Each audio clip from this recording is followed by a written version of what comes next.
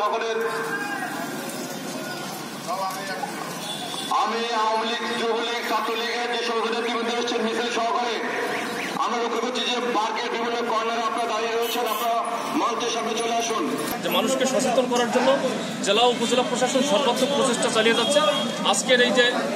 Cycle rally এবং প্রত্যেকটি ব্যবসা প্রতিষ্ঠানে নো মাস্ক নো সার্ভিস, আমার মাস্ক আমার সুরক্ষা, এই যে স্টিকার লাগানো হচ্ছে তারই একটি ক্রস,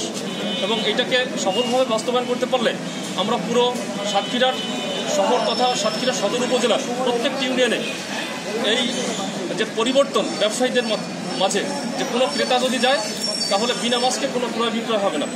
এই যে সিস্টেমেটিক একটা যে উন্নতি, এই উন্নতির গল্পেই আমরা এই যাত্রা শুরু করেছি।